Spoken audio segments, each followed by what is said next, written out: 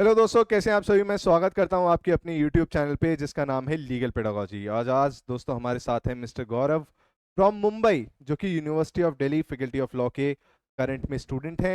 इन्होंने हाल ही में entrance crack किया है सीयूईटी पीजी का for LLB with with a score of 196। हाँ। 300 मार्क्स का इस साल पेपर हुआ था, इसमें 196 इनके मार्क्स आए। एलसी2 में अभी हैं। और ये जो वन टू वन कॉन्वर्जेशन होने वाला है भाई, ये कोई भी कोचिंग का प्रचार इसमें नहीं है।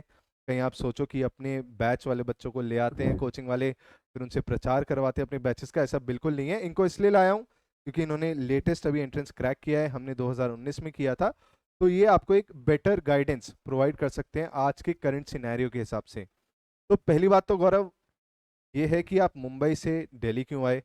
एमएचसीईटी भी था, वो क्रैश कर गया सीयूईटी के साथ, तो आपने सीयूईटी को क्यों प्रेफरेंस दी। हाँ। और ये भी बता ही देना कि कॉलेज का एक्सपीरियंस कैसा है, मतलब सुंदर था, कैसी है, क्राउड कैसा है, हाँ। थोड़ा हाँ। लड़के मोटिवेट हो जाएंगे। या डेफिनेटली। तो मेरा मेन रीज़न था यहाँ पे दिल्ली आने का कि यूपीएससी का हब यहाँ पे है। तो उस हिसाब से मैंने सोच के प्रेफरेंस दिया था डीयू को। और सेकेंडली वहाँ पे लॉ भी पूछ रहे थे और मुझे लॉ पढ़ के लास्ट मैंने 12th में पढ़ा था। तो it was a good choice for me कि फिर मैंने यहाँ पे डीयू का एडमिशन दे दिया। और सुंदरता तो वैसे काफ़ी अच्छी, मतलब बॉम्बे में तो you could not see trees और वो सब काफ़ी दिखता ही नहीं था आपको, बट यहाँ पे तो समझ काफ़ी रहे हो ना, हरियाली है, मतलब समझ अच्छा रहे हो है। ना, पेड़ वेड़ तो पौधों की बात करें। तो हाँ, मतलब उस हिसाब से अच्छा है। And it's a good experience also. काफ़ी डिफरेंट लगा वैसे। मैं मुंबई में कभी मैंने ऐसे कैंपेनिंग या इलेक्शन या ऐसा मैंने देखा नहीं था। यहाँ दिल्ली आके वो समझ आ रहा है कि भाई दिल्ली जो इंडिया का हब बोलते हैं ना, वो एक्चुअली है। मतलब ऐसे इलेक्शन की यहाँ पे फुल वाइब चल रही थी। हम्म। तो लास्ट एक वीक यहाँ पे कॉलेज में चल रहा था, फुल इलेक्शन कैंपेनिंग और वो सब। अब मैं कल कल ही वोट दे के आया हूँ। तो अब it's so it a was good a thing. First time experience, first time क्योंकि experience student for me. Union के अभी स्टूडेंट इलेक्शंस यूनियन। हुए हैं या। यूनिवर्सिटी ऑफ दिल्ली में, तो इन्होंने भी पहली बार वोट डाला ऐसे स्टूडेंट यूनियन के इलेक्शंस में। हाँ। तो आपसे एक बात पूछना चाहता हूँ कि फीस बहुत कम है यूनिवर्सिटी ऑफ दिल्ली की, हाँ। राइट। हाँ। आप 21-22 हज़ार रुपए में पूरे एलएलबी अपनी कर पा रहे हो। Yes yes.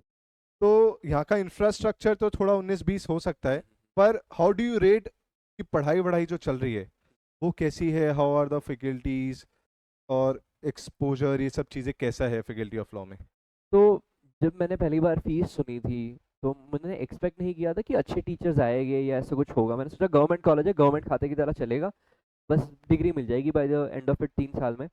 But I am very happy that this has been proven wrong. यहाँ पे आके जो मुझे क्वालिटी ऑफ टीचर्स मिले। क्राइम की क्लास मेरी सैटरडे को होती है, वो डबल क्लास रख देती है मैम कभी कभी। बट मैं तो वो भी अटेंड करने जाऊँगा, काफ़ी लोग नहीं आते, बट वो इतने अच्छे टीचर है ना, मतलब इतनी अच्छी से क्लासेस हो रही है कि मैं इंश्योर करूँगा कि मैं वो भी अटेंड करूँ। तो क्वालिटी ऑफ टीचिंग में तो आई डोंट थिंक कहीं पे भी कॉम्प्रोमाइज़ हुआ है। और एक्सपोजर ये सारी चीज़ें कैसे हैं। तो एक्सपोजर फ्रैंकली डिफरेंट डिफरेंट जगह से हो रहा है। जैसे मैंने इतना सुना है कि शायद कॉलेज की तरफ से इंटर्नशिप्स या बहुत सारी चीज़ों में उतना नहीं हो रहा है, but this is been compensated by the students and all. तो मेरे काफ़ी सीनियर्स थे दो for the election campaigning and all, but वो काफ़ी ड्राइव्स चला रहा है। जैसे अभी रिसेंटली को इंटर्नशिप ड्राइव चला रहा है, फर्स्ट ईयर के लिए ऑनलाइन इंटर्नशिप करा रहा है। मेरे को 2-3 वीक पहले सुप्रीम कोर्ट लेके गए थे। अच्छा। And frankly that was a very good experience for me कि मतलब पहली बार मैं कोई हाई कोर्ट भी नहीं गया था। It's like a dream come true, uh, मतलब कभी हाँ। देखा था या फिर कभी। न्यूज़पेपर में आर्टिकल पढ़ते थे कि एंड सुप्रीम कोर्ट ने ये जजमेंट हाँ दिया, आज हाँ यू हाँ। Are able to see it.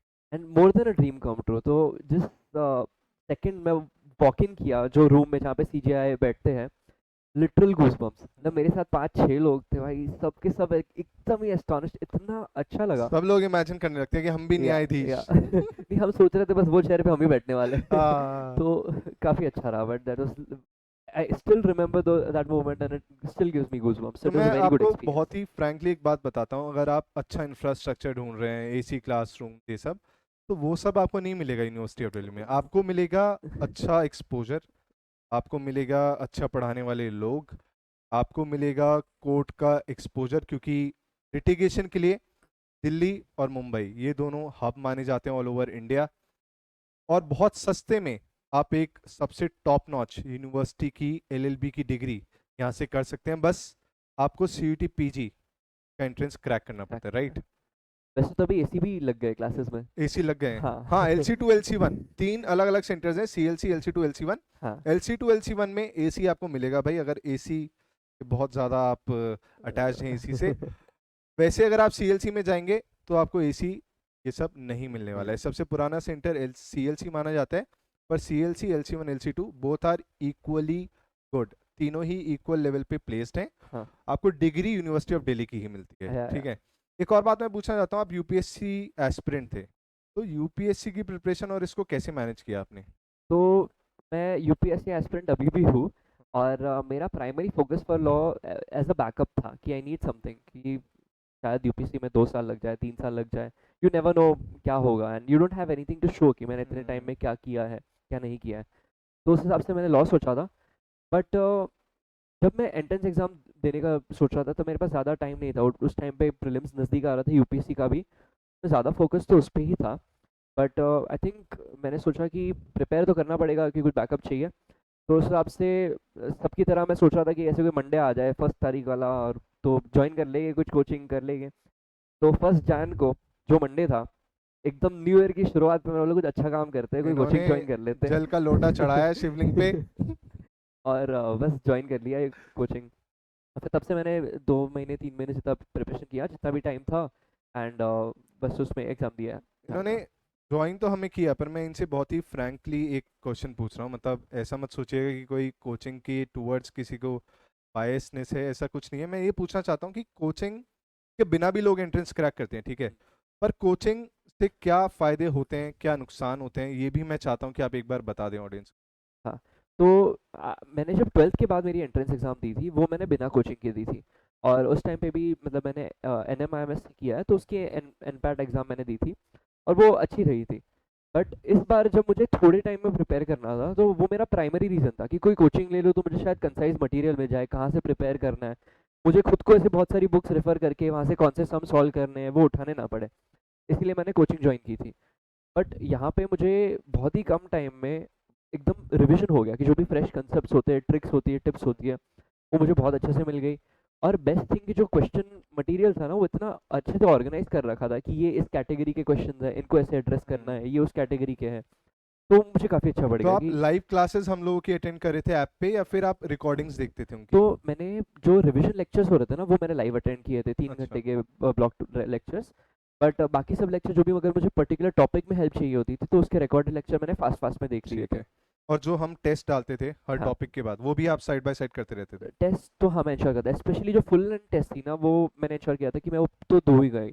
और दूसरा कि आपके कोई भी लेक्चर मैंने अटेंड ना भी किए हो, तो उसके क्वेश्चन आंसर्स थे ना, जो भी हम्म, पीडीएफ से क्वेश्चन जो डिस्कस हुए, वो तो मैं बिल्कुल कर लेता था, कि ठीक। क्लास का एक भी क्वेश्चन ऐसा ना हो हम्म। जो मैं अटेम्प्ट मैंने नहीं किया हो।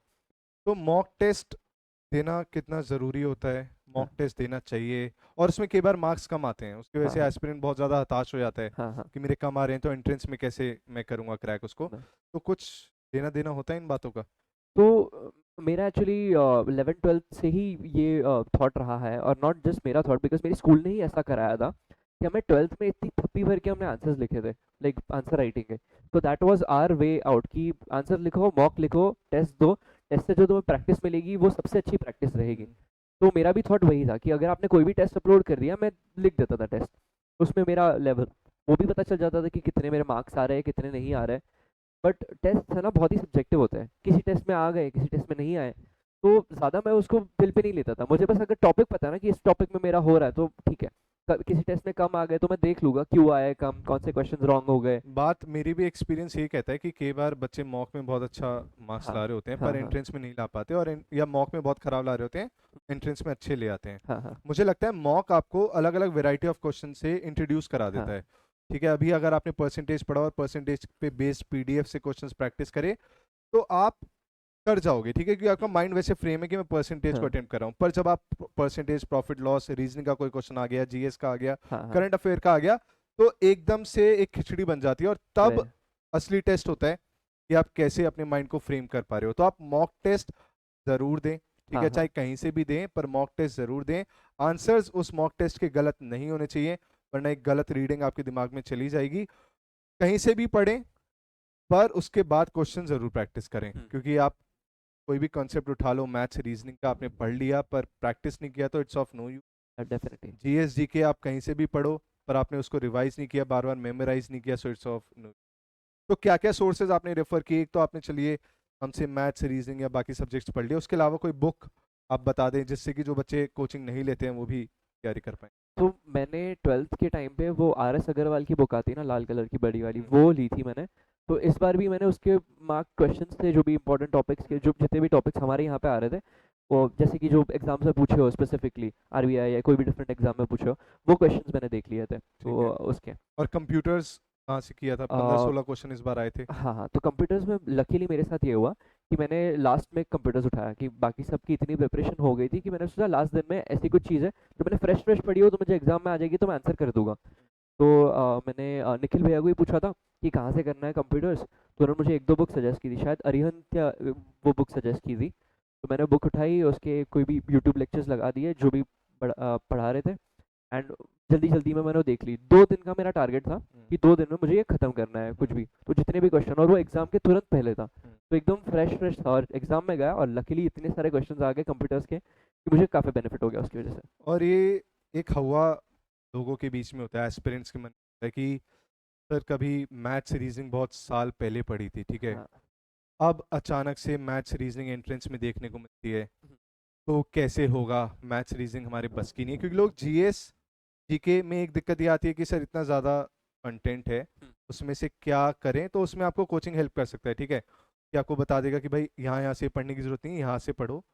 पर मैथ्स एक ऐसी चीज़ है कि आपके अंदर एक पहले से डर होता है उसको, हाँ। कि मैथ्स रीजनिंग कैसे करूँगा? तो आपको लगता है कि अगर किसी का मैथ्स रीजनिंग वाला बैकग्राउंड नहीं है, बहुत ही फ्रैंकली, बहुत ऑनेस्टली आप बता सकते हो, क्या वो इस एंट्रेंस को क्रैक कर सकता है या नहीं? क्या उसको एम करना चाहिए या नहीं?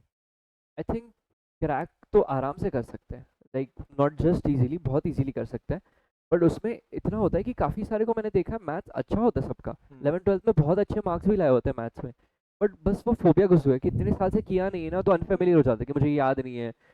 ऐसा भी नहीं कि मैंने नहीं कर रखा है, पहले मैंने कर रखा है, मुझे पहले आता भी था, बट जस्ट बिकॉज मैं फेमिलियर नहीं हूँ तो मेरे से अभी नहीं हो रहा है। तो उसमें जो मैंने, मेरे एक सर ने मुझे बात बताई थी कि आपका फेवरेट सब्जेक्ट होता है ना, तो उसमें आप कितना इंटरेस्ट लेते हो, उसको इतने अच्छे से पढ़ते हो, सब अच्छे से करते हो, तो how does anything become a favourite subject.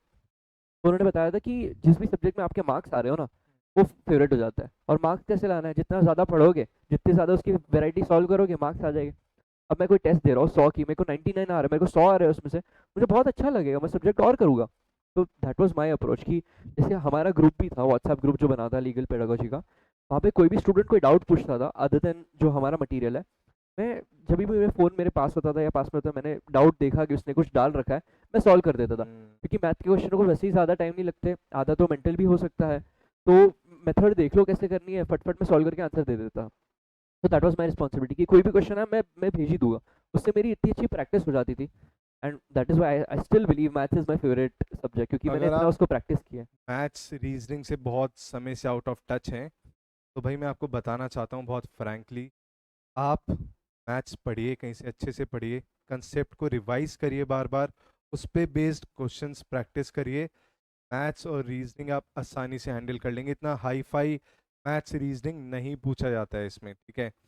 तीसरी बात, अगर आप जीएस की बात करेंगे तो लूसेंट नाम की एक किताब है जो कि बहुत फेमस है। ओके। बट अगर आप जीएस जीके से परेशान हैं तो आप कोई एक अच्छा संस्थान या कोई यूट्यूब पे कोई अच्छा टीचर पकड़ लें जो गाइडेड प्रिपरेशन करा रहा हो CUET की, ठीक है? एसएससी सीजीएल की प्रिपरेशन में अगर आप जाएंगे तो वहाँ पे बहुत डेप्थ में बहुत सारे क्वेश्चंस आपको मिल जाएंगे जीएस जीके के। उतना नहीं करना होता है, ठीक है? ओके। हाँ कई हाँ। बार आप टाइम वेस्ट कर रहे होते हो, स्मार्ट वर्क नहीं कर रहे होते हो, इस वजह से एंट्रेंस क्रैक नहीं हो रहा होता। और कंप्यूटर्स के लिए कोई टीचर से पढ़ लो या अरिहंत की किताबें, वहाँ से क्वेश्चन आंसर एमसीक्यू फॉर्म में होंगे, हाँ हाँ। उनको आप याद करके जा सकते हो। रही बात इंग्लिश की, इंग्लिश को भी आपने कुछ किया क्या उसके लिए भी? मैंने एक्चुअली बस अपने जो पेपर्स आ रहे थे उतने ही सॉल्व किए थे प्रीवियस इंग्लिश के ईयर लिए, प्रीवियस ईयर भी नहीं, जो अगर टेस्ट या कुछ लग मॉक गई टेस्ट। मॉक में, सिर्फ उसमें उतने में ही इंग्लिश प्रैक्टिस किया था, क्योंकि वो मुझे लगा नहीं कि आपका ज़्यादा मैं। बैकग्राउंड इंग्लिश वाला रहा होगा पहले से। हाँ हाँ, तो उस ठीक हिसाब है। से तो मैंने उसको ज़्यादा प्रैक्टिस नहीं किया था इंग्लिश को। अब एक और बात मैं पूछना चाहता हूँ, सबसे लास्ट, और ये कि इसके बाद एक और बात आती है लोगों के मन में कि लॉ के बाद, अभी जैसे आप लॉ सेंटर में हो, हाँ हाँ। अभी तो ऐसे शुरुआत हुई है, यूपीएससी की प्रिपरेशन मैनेज हो जाएगी, मैनेज की जा सकती है फैकल्टी ऑफ लॉ में पढ़ते पढ़ते? वैसे तो की जा सकती है, बट मेरे को भी थोड़ा डिफिकल्ट पड़ रहा है जगल करना, but it is still manageable, कि सुबह आप क्लासेस में जाओ, बट इट्स इम्पॉर्टेंट कि फिर क्लासेस में जाके जो वहाँ पे पढ़ा रहे हैं वो वहीं पे कर लो, हम्म, केस मैट्स लेके जाओ, जो पढ़ा रहे हैं वहीं पे मार्क कर लो, वहाँ पे कर लो, तो उस हिसाब से हो जाएगा। क्योंकि फिर शाम को आओगे, अब 2 बजे तक क्लास खत्म है, अगर LC2 में हो ज़्यादा से ज़्यादा 12-1 बजे तक तो खत्म हो जाती है मेरी हम्म। क्लासेस।